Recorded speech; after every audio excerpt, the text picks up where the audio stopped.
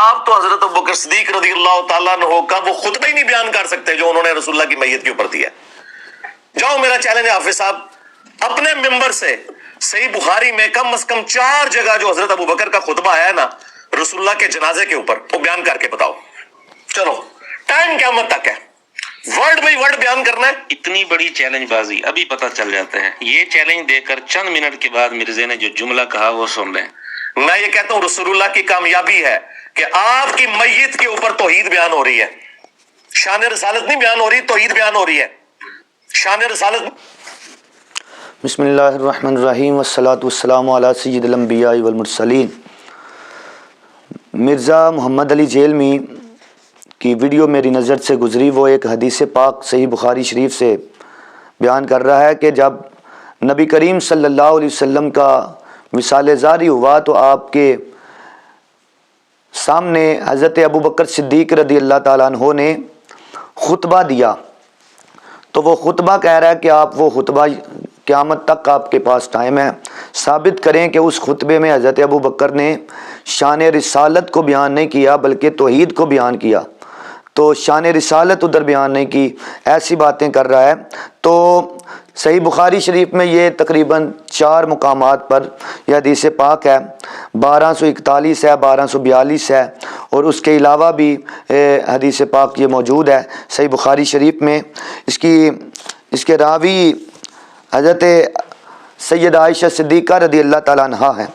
فرماتی ہیں کہ جب نبی کریم صلی اللہ علیہ وسلم کا وصال با کمال ہوا تو حضرت ابوبکر مقام سنح میں اپنے گھر پہ سے گھوڑے پر سوار ہو کر آئے حتیٰ کہ مسجد میں ٹھہرے. پھر کسی شخص نے سے کوئی بات نہیں کی حتیٰ کہ حضرت عائشہ کے پاس آئے. بس نبی کریم صلی اللہ علیہ وسلم کا قصد کیا. اس وقت آپ ایک سوتی چادر میں لپٹے ہوئے تھے. حضرت ابوبکر نے آپ کے چہرے کو کھولا, پھر آپ پر جھک کر آپ کے چہرے کو بوسہ دیا. مرزا کہہ رہا ہے کہ وہاں شان رسالت بیان نہیں ہوئی, تو مجھے یہ بتاؤ کہ نبی پاک کے اوپر جھک کے آپ کے چہرہ پاک کو بوسہ دینا یہ شان رسالت ہے کہ نہیں. آگے ثم بقا فقال ابی انت یا نبی اللہ, پھر عرض کرتے ہیں یا نبی اللہ میرا باپ میرے والد آپ پر قربان ہوں. تو حضرت ابوبکر کا یہ جملہ بولنا کہ میرے والدین میرے باپ آپ پر قربان ہوں, یہ شان رسالت ہے کہ نہیں ہے؟ یہ شان رسالت ہی ہے کہ آپ کو بوسہ دے رہے ہیں اور حضرت ابوبکر کہہ رہے ہیں میرے ماں باپ آپ پر قربان ہوں. تو یہ شان رسالت نہیں تو اور کیا. آگے فرماتے ہیں لا یجمع اللہ علیک موتتین. عرض کرتے ہیں یا رسول اللہ صلی اللہ علیہ وسلم میں ابوبکر کا عقیدہ ہے کہ میرا رب آپ پر 2 موتوں کو جمع نہیں کرے گا. جو اللہ نے آپ کے لیے لکھ دی تھی موت, سو اس موت کو آپ پا چکے ہیں. اس کے بعد آپ پر اللہ دوسری موت 2 موتوں کو جمع نہیں کرے گا. آگے مرزا کہتا ہے کہ دیکھو جی نبی کریم صلی اللہ علیہ وسلم کی میت پہ کھڑے ہو کے یہ حضور کی کامیابی ہے کہ ان کی میت پہ حضرت ابوبکر نے توحید کو بیان کیا ہے. یہ جملے ایسے بول رہا ہے کہ جی وہاں شان رسالت بیان نہیں ہو رہی, وہاں پہ توحید بیان ہو رہی ہے, یہ نبی پاک کی کامیابی ہے. تو میں یہ کہتا ہوں کہ ان الفاظ میں حضرت ابوبکر نے شان رسالت ہی تو بیان کی ہے. آپ کو بوسہ دیا یہ بھی شان رسالت ہے. میت کو بوسہ دینا یہ حضرت ابوبکر سے ثابت ہے, آپ نے حضور کو بوسہ دیا. اس کے بعد کہا کہ میرے باپ آپ پر قربان ہو, یہ بھی شان رسالت ہے.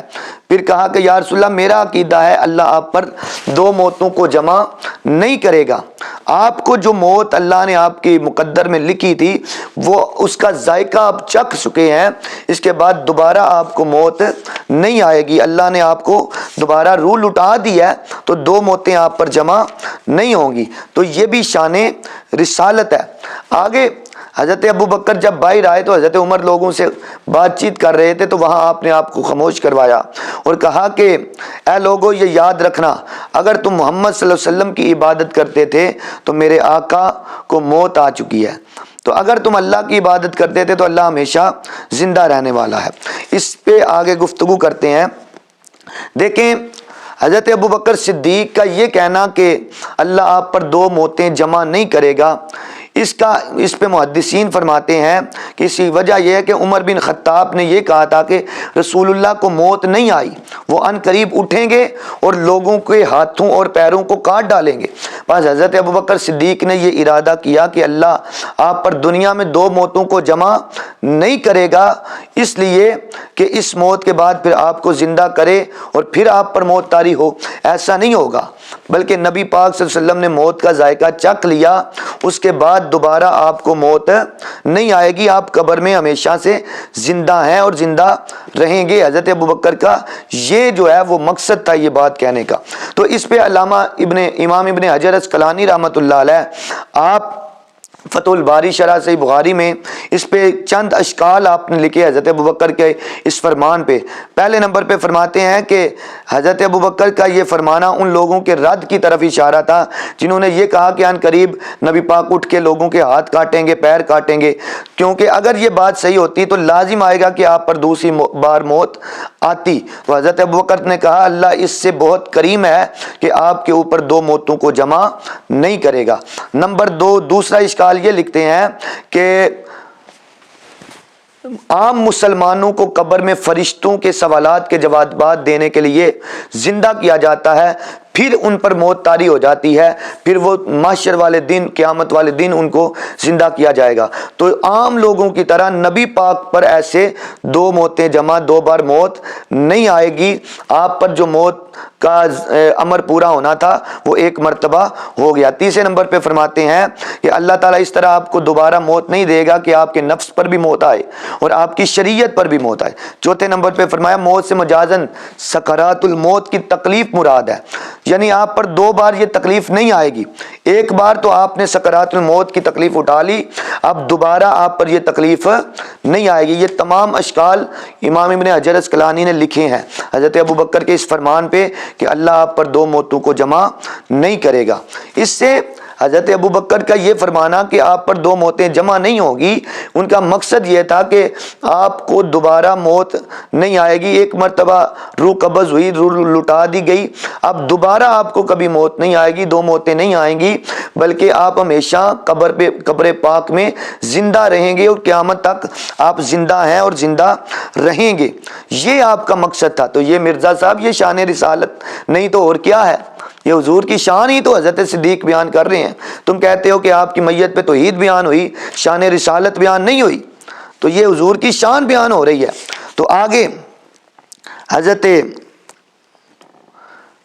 صدیق اکبر رضی اللہ تعالیٰ عنہ نے یہ جو کہا کہ اگر تم محمد صلی اللہ علیہ وسلم کی عبادت کرتے ہو تو آپ پر موت آ گئی ہے، اگر اللہ کی عبادت کرتے ہو تو اللہ ہمیشہ سے زندہ ہے اور زندہ رہنے والا ہے۔ اس بات سے کچھ گمراہ فرقہ لوگ، گمراہ قسم کے لوگ وہ جو ہے نا وہ لوگوں کو گمراہ کرنے کی کوشش کرتے ہیں اور اس سے استدلال یہ کرتے ہیں کہ رسول اللہ صلی اللہ علیہ وسلم اب زندہ نہیں ہے۔ حضرت ابوبکر نے یہ فرمایا کہ اگر آپ کی عبادت کرتے ہو تو آپ تو یعنی آپ پر موت آ گئی ہے، تو آپ کے اس فرمان سے پتہ چلتا ہے رسول اللہ زندہ نہیں ہے۔ تو اس استدلال سے لوگوں کی طرح معاذ اللہ آپ اپنی قبر میں مردہ ہیں، تو یہ لوگوں کو ورگلانے کی کوشش کرتے ہیں۔ ہمارے شہر میں بھی اور اکثر پاکستان میں جب ربیع الاول شریف کا مہینہ آتا ہے تو اکثر اہل حدیث غیر مقلدین کی طرف سے کچھ اشتہار شائع کیے جاتے ہیں، ان پہ حضرت ابوبکر کا یہی خطبہ لکھ کے تو یہ ثابت کرنے کی کوشش کی جاتی ہے کہ تم میلاد منا رہے ہو، حالانکہ حضرت ابوبکر نے کہا تھا کہ آپ تو مر چکے ہیں، معاذ اللہ آپ پہ موت آ گئی ہے۔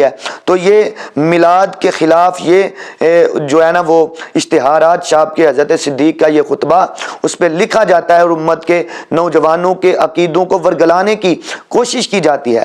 تو آئیے ہم علماء اور محدثین کی بارگاہ میں چلتے ہیں، ان سے پوچھتے ہیں کہ حضرت ابوبکر کے اس فرمان کا مقصد کیا تھا، تو انہوں نے اس سے کیا مطلب سمجھا۔ تو سب سے پہلے امام ابن حجر اسقلانی فتح الباری شرح صحیح بخاری میں لکھتے ہیں، فرماتے ہیں زیادہ بہتر یہ ہے کہ یہ کہا جائے کہ نبی کریم صلی اللہ علیہ وسلم کی جو قبر میں حیات ہے اس پر موت نہیں آئے گی، بلکہ آپ مسلسل زندہ رہیں گے اور انبیاء اپنی قبروں میں زندہ ہوتے ہیں۔ یہ امام ابن حجر لکھ رہے ہیں اور آگے امام بدر الدین عینی رحمۃ اللہ علیہ آپ عمدۃ القاری شرح صحیح بخاری میں آپ لکھے ہیں حضرت ابوبکر نے جو کہا اللہ آپ پر 2 موتیں جمع نہیں کرے گا، اس سے 2 موتیں وہ 2 موتیں مراد ہیں جو انبیاء کے علاوہ ہر شخص پر آتی ہیں، پس بے شک انبیاء کو اپنی قبروں میں موت نہیں آتی بلکہ وہ زندہ ہوتے ہیں، اور باقی مخلوق پر قبر میں موت آتی ہے اور وہ قیامت کے دن زندہ کیے جائیں گی، لیکن انبیاء کو موت قبر میں نہیں آتی، وہ اپنی قبروں میں زندہ ہوتے ہیں۔ یہ امام بدر الدین عینی عمدۃ القاری میں لکھ رہے ہیں مرزا صاحب، پڑھو ذرا۔ اس کے علاوہ حافظ شمس الدین سخاوی رحمۃ اللہ علیہ القول البدی میں لکھتے ہیں کہ ان احادیث سے یہ مستنبط ہوتا ہے کہ نبی کریم دائماً ہمیشہ سے زندہ ہیں، اور ہمارا اس پر ایمان ہے کہ آپ قبر میں زندہ ہیں اور آپ کو رزق دیا جاتا ہے۔ اور امام بہقی نے ایک پورا رسالہ اس پہ لکھا جس میں یہ ثابت کیا کہ انبیاء اپنی قبروں میں زندہ ہوتے ہیں، اور حضرت انس کی اس حدیث سے استدلال کیا کہ انبیاء اپنی قبروں میں زندہ ہوتے ہیں اور وہ نماز بھی پڑھتے ہیں اپنی قبروں میں۔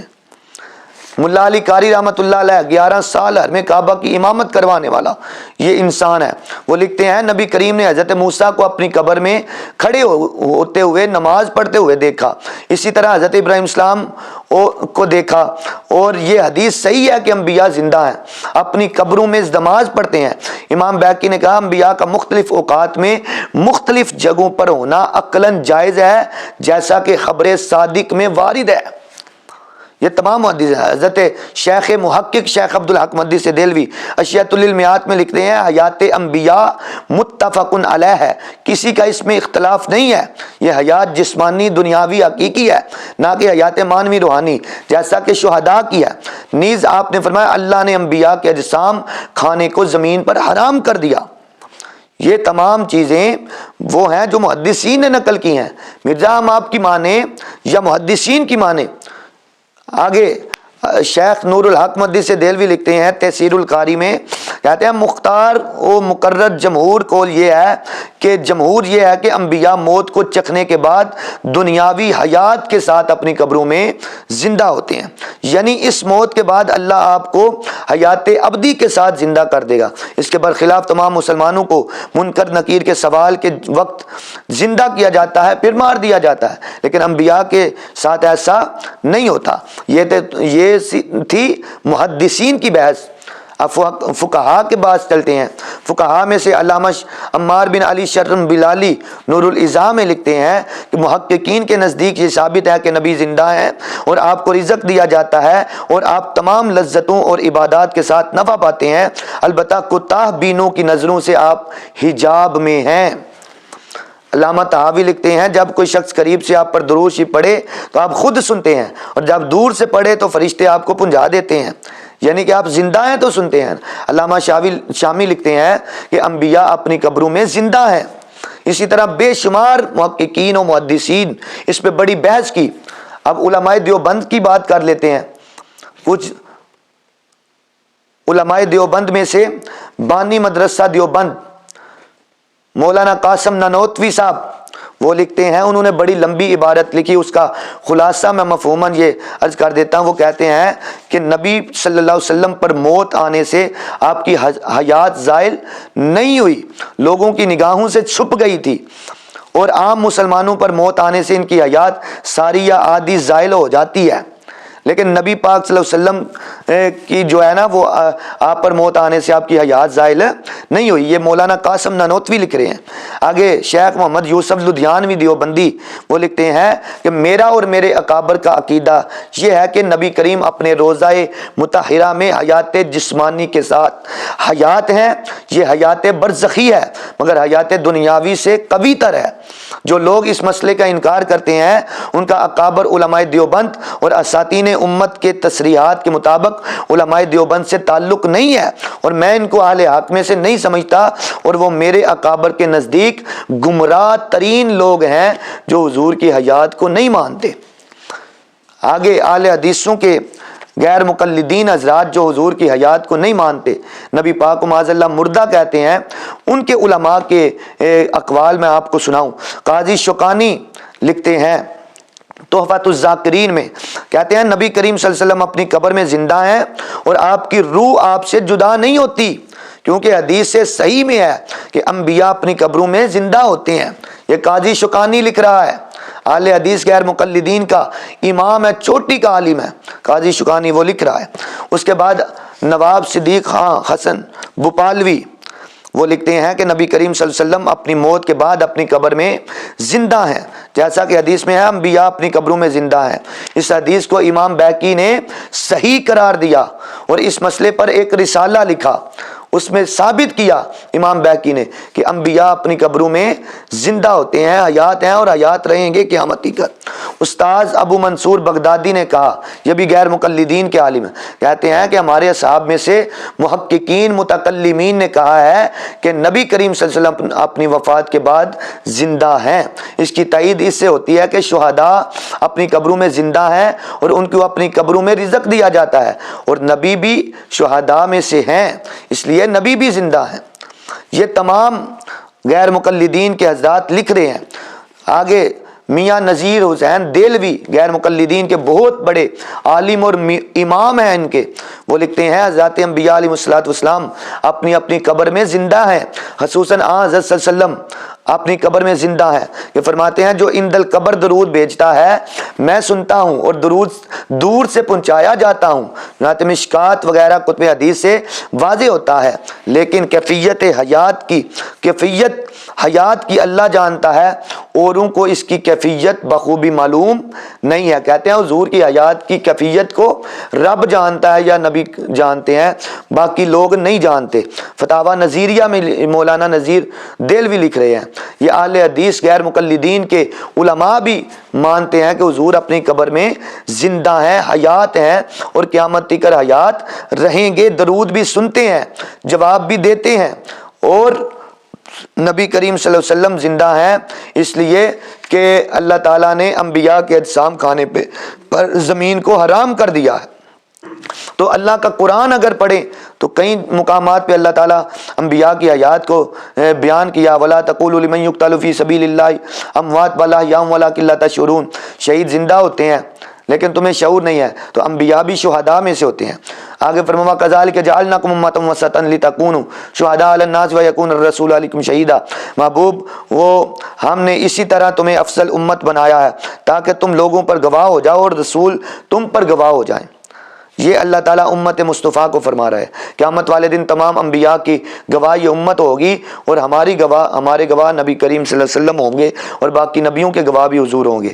اس سے پتہ چلا کہ حضور زندہ ہیں، اپنی قبر پاک میں زندہ ہیں. اس پہ بے شمار درجنوں احادیث میرے سامنے موجود ہیں جو میں آپ کو بیان کر سکتا ہوں، لیکن وقت کی قلت کے پیش نظر یہاں اختصار کرتے ہوئے میں یہ عرض کروں گا صرف کہ مرزا صاحب ہوش کے ناخن لے، حدیث کو غلط بیانی سے پیش نہ کیا جائے، بلکہ حدیث کو صحیح طریقے سے بیان کیا جائے. جیسے محدثین نے لکھا، جیسے محدثین نے بیان کی، اس طرح بیان کرو تو پھر عشق رسول واضح ہوگا. پھر تمہاری ویڈیو میں پتہ چلے گا کہ تم دین کی کو بات کرتے ہو. ایسے بار جو ہے ہر بات پہ امت کو ورگلانے کی کوشش نہ کرو کہ توحید بیان ہو رہی ہے، رسالت بیان نہیں ہو رہی. حضرت ابوبکر نے رسالت بھی بیان کی ہے، شان توحید بھی بیان کی ہے، اور نبی کریم صلی اللہ علیہ وسلم کو بوسہ دیا، حضور کی شان بیان کی اور کہا میرے والد آپ پر قربان ہوں. یہ شان رسالت ہے. اللہ تعالیٰ صحیح معنوں میں حدیث کو سمجھنے کی توفیق عطا